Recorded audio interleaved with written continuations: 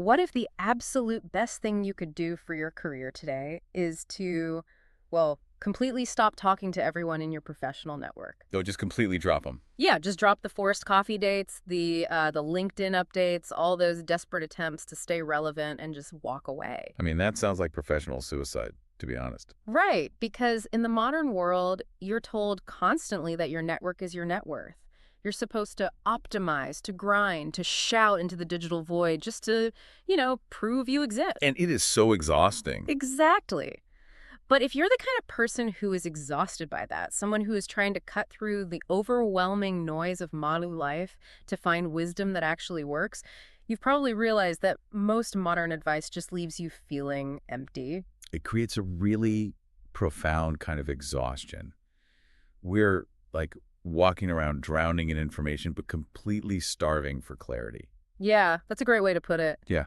Because the maps we're being handed for how to navigate our careers, our wealth, our relationships, they're mostly drawn by people who are either just as lost as we are or... Or who are actively trying to sell us a quick fix. Right, exactly. Which is why today's deep dive is taking us completely off that map. We are looking at a translated letter from October 2020.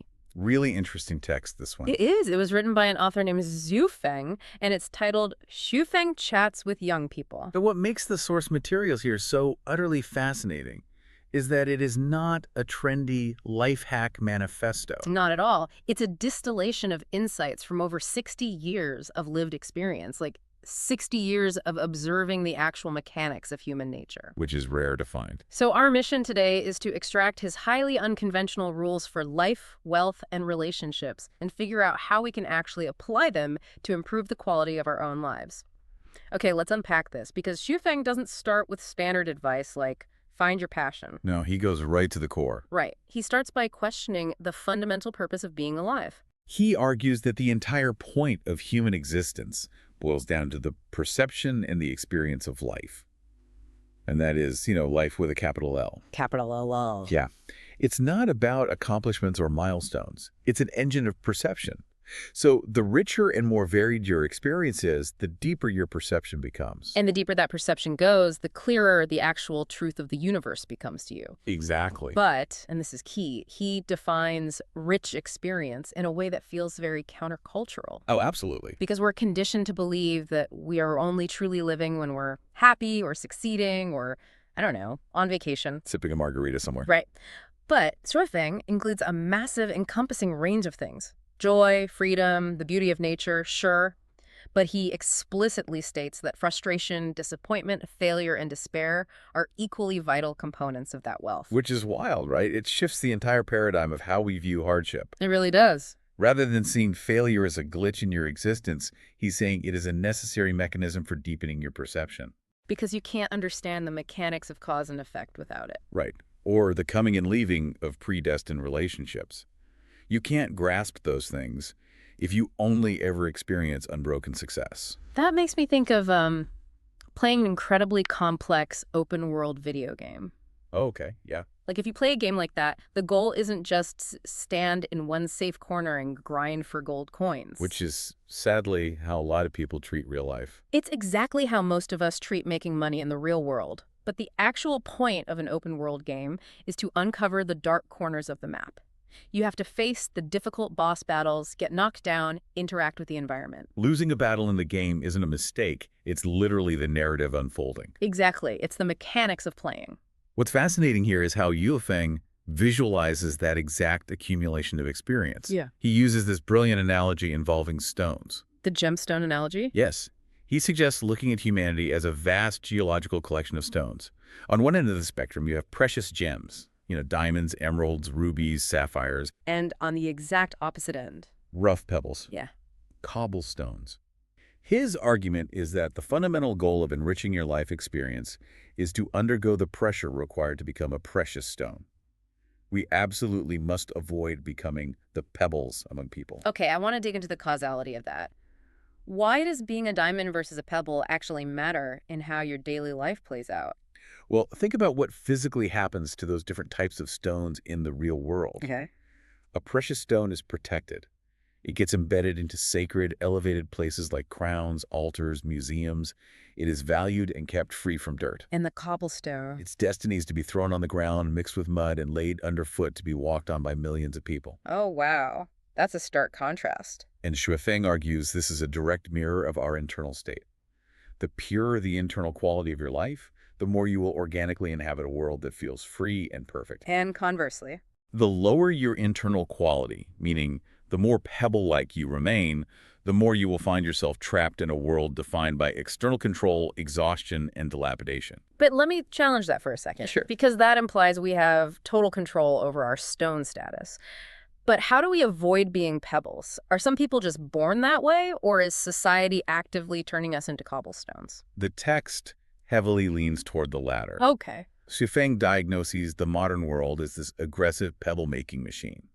He says we are currently living in what he calls the era of network information. And he characterizes this era with one specific word, right? Yes, impetuousness. Impetuousness, the feeling of being rushed, reactive, reckless, and just constantly frantic. It's an infection of the mind.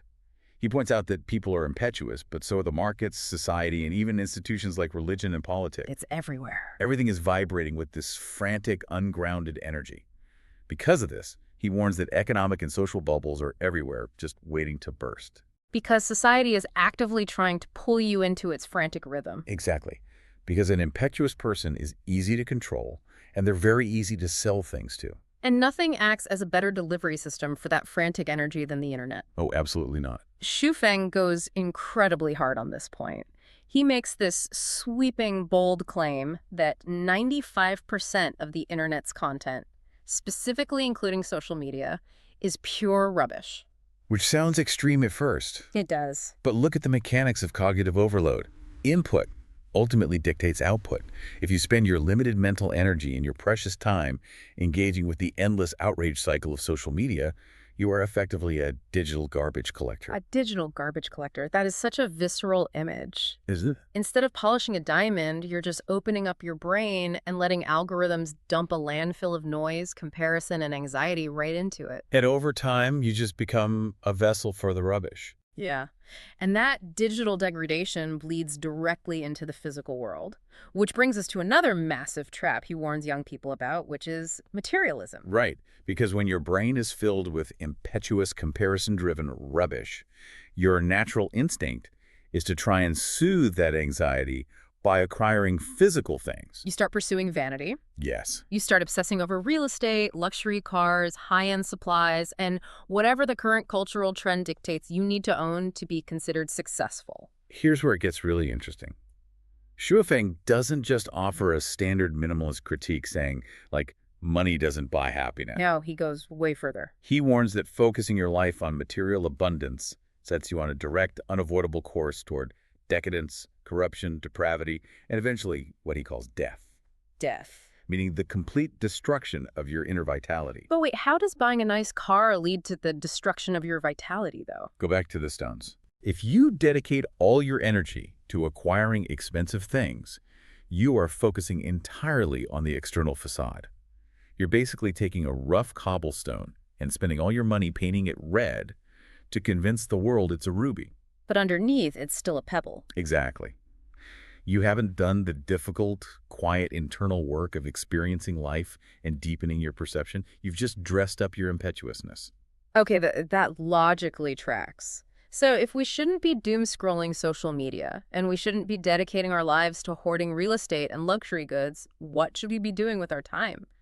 Building social capital. Because earlier I mentioned professional networking, and Shuifeng's advice on this completely breaks the cardinal rules of modern career development. It really does. He explicitly tells young people not to waste their minds deliberately building and maintaining social relationships. Wait, he says not to spend time building relationships, but isn't your network your net worth? That goes against literally all modern career advice. How do I find a job? How do I pay rent? The whole world operates on who you know, right? Exactly. It seems reckless until you evaluate the hidden tax of forced networking. Shuifeng argues from 60 years of observation that the cost of deliberately maintaining artificial relationships is staggeringly high. Because of the energy it takes. Yes, you're spending your most precious resources, your time, your mental bandwidth, your emotional energy, and often your money trying to keep flimsy connections alive. And his conclusion is that it's a losing game. Completely. As he puts it, as long as they are people, they will part ways with you. So he's saying that forcing a relationship to exist when it doesn't have a natural foundation is just delaying an inevitable separation. Exactly. And this connects flawlessly back to the gemstone paradigm. How so? Think about the physical properties of a true diamond. A diamond doesn't need to network. It doesn't attend mixers to convince people it has value. Oh, because its value is inherent. Right. If you do the quiet work to become a precious gemstone, people will naturally seek you out. Opportunities will come to you because of the undeniable quality of your character and your skills. Wow. And the brutal flip side is that if you are internally a cobblestone, racking your brains to network won't stop people from abandoning you anyway because the inherent value just isn't there. You're exhausting yourself begging people to hold on to a pebble. So instead of forced networking, what does he suggest? He advocates for following predestined relationships, meaning let connections flow naturally. True confidants will naturally appear on your path if you focus on improving yourself. That is a massive paradigm shift. It completely removes the anxiety of having to perform for people. It's very freeing. But speaking of where we direct our energy, he also issues some incredibly strict warnings about where not to seek spiritual growth. And honestly, looking at the source material, I found a glaring contradiction here. You're referring to his stance on religion and metaphysics? Yeah, he strongly warns young people not to study metaphysics and explicitly tells them to avoid entering religious groups, political groups, or cultivation organizations. He states they are all problematic. Right. He even says do not try to learn about magical powers or supernatural abilities and warns against the premature learning of Buddhism or Taoism. Yes, very strict warnings. But here's the contradiction. Earlier in the exact same letter, he explicitly states that we should spend our time learning the teachings of gods, Buddhas, and celestials. Right. How are we supposed to learn the teachings of the Buddhas if we aren't allowed to learn Buddhism? This raises an important question about motivation versus institutionalization. Okay, unpack that. Schwefing is drawing a hard line between quiet, internal enrichment and loud, dogmatic groups. He wants you to study the underlying wisdom of human sages to improve your life quality. To experience the fun and wit of existence, as he says. Exactly. But the moment you join a loud, dogmatic faction, you stop seeking truth and you start seeking power. Ah, so it's about what you are trying to extract from the practice. Precisely. When people dive into metaphysics or try to learn magical powers or join these fervent groups, they're almost always driven by impetuous ego. They want the illusion of control. Right. They want to be seen as mystical, they want to make money from it, or they want fame. He's warning you against joining the organizations and pursuing the magical shortcuts, because those are just different forms of materialism. They distract you from the quiet, unglamorous work of refining your own soul. Exactly. So what does this all mean when we put it together? We've stripped away the internet rubbish. We've abandoned the exhausting forced networking. We're avoiding fake spiritual groups. How does Swifeng actually instruct us to order our lives practically? He provides a hierarchy by defining three major types of wealth. Okay, what are they? Soul wealth, spiritual wealth, and material wealth. And he insists that specifically when you are young, you must pursue them in that exact order. Soul wealth first. Then spiritual wealth second. And material wealth last. Yes. We need to define those because they sound similar, but they are fundamentally different. What does he mean by soul wealth? Soul wealth is your foundational character. It's your internal peace, your resilience, your honesty, and your capacity to experience that capital L life we discussed earlier. So it's the raw material of the gemstone. Precisely. Spiritual wealth, which comes second, is more about intellectual clarity. It's understanding the laws of the universe, recognizing cause and effect, and gaining wisdom from your experiences. Which leaves material wealth for last. But he doesn't just dismiss the material world, right? He actually grounds it with a really practical caveat about health. He does. He states that if you have a healthy body, that is already equal to having material wealth. Health is the absolute first material wealth of life. It's surprisingly grounded advice. Because you cannot cultivate soul wealth if your physical vessel is falling apart due to impetuous habits. And the practical advice from the text is pretty straightforward. Very simple. Do not stay up late. Do not smoke. Avoid drugs and alcohol. And eat in an orderly manner. Don't just overindulge every passing appetite. It's the ultimate reality check. Before you try to unlock the secrets of the universe, maybe try going to sleep before 2 a.m. and drinking a glass of water. Because discipline over your physical body is the first step toward overcoming the impetuousness of the modern era. And that grounding brings us to his ultimate practical application, which revolves around family. Yes. His take on honoring your parents is wonderfully blunt. Very blunt. It cuts through a lot of modern cultural baggage. He states that your first priority in life is to honor your parents, but his definition of honoring is uniquely practical.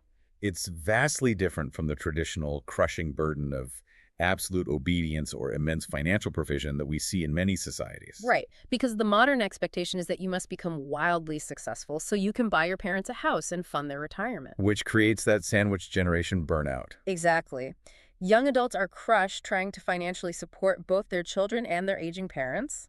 But Sufeng says, how your parents treat you is their business, but as children, do what children should do. And his primary rule for doing that is simply, do not let your parents worry about you, and do not make them rush about and overwork to provide you with superior material conditions. He establishes a firm boundary of independence. He is telling young people that while you may not be able to shower your parents with wealth, at the very minimum, you must not force them to continue working hard to subsidize your lifestyle.